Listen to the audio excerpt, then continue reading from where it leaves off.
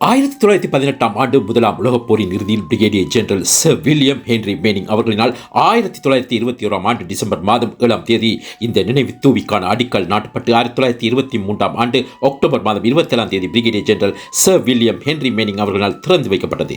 இரண்டாம் உலகப் போர்களில் உயிர் தியாகம் செய்த ராணுவ வீரர்களின் நினைவுகூரும் முகமாக இந்த ராணுவ நினைவு தூவி விகாரமாதேவி பூங்காவில் அமைக்கப்பட்டுள்ளது. வணக்கம். நாங்கள் இன்று 2024 ஆண்டிற்கான பொப்பி மலர் தின நிகழ்வு இன்று விகாரமாதேவி பூங்காவில் மிகவும் சிறப்பாக இடம்பெறுகின்றன.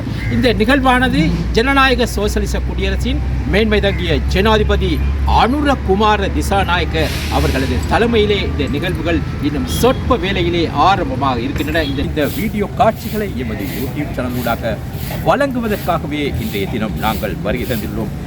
இரண்டாம் உலக யுத்தத்திலே உயிர் நீத்த படை வீரர்களை நினைவுபடுத்தும் முகமாக இந்த பொப்பி மலர் தின நிகழ்வானது சிறப்பாக ஒவ்வொரு வருடமும் விகாரமாதேவி பூங்காவிலே இடம்பெறுகின்றது.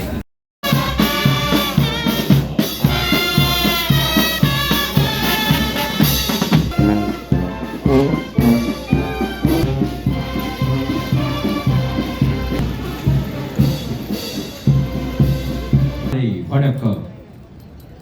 பாதுகாப்பு படையினரது பொப்பி மலர் தின நிகழ்வு இன்றைய தினம் இலங்கை இராணுவ முன்னாள் வீரர் சங்கத்தின் முழுமையான ஏற்பாட்டுடன் கொழும்பில் உள்ள விகாரமாதேவி பூங்காவில் அமைந்துள்ள படை வீரர்களின் நினைவு தூவி வளாகத்தில் இடம்பெறுகின்றது.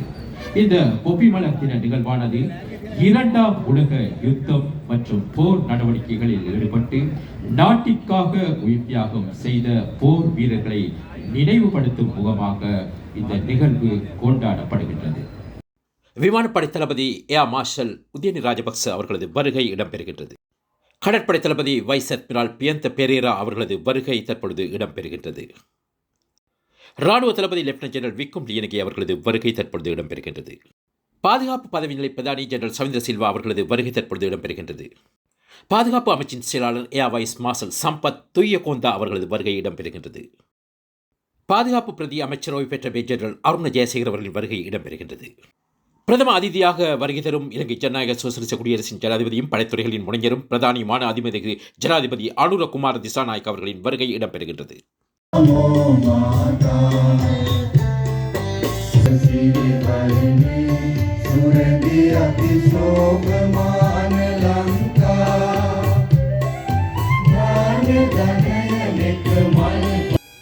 ராணுவ நினைவு தூவிக்கு மலரஞ்சலி செலுத்தும் நிகழ்வு தற்பொழுது இடம்பெறுகின்றது. படை தளபதிகள், ஓய்வு பெற்ற ராணுவ உயர் அதிகாரிகள், வெளிநாட்டு பிரமுகர்கள், வெளிநாட்டு உயர் அதிகாரிகள் மற்றும் இராணுவ படை வீரர்களின் உறவினர்கள் தற்பொழுது மலரஞ்சலிகளை செலுத்தும் நிகழ்வுதான் தற்பொழுது இடம்பெறுகின்றது.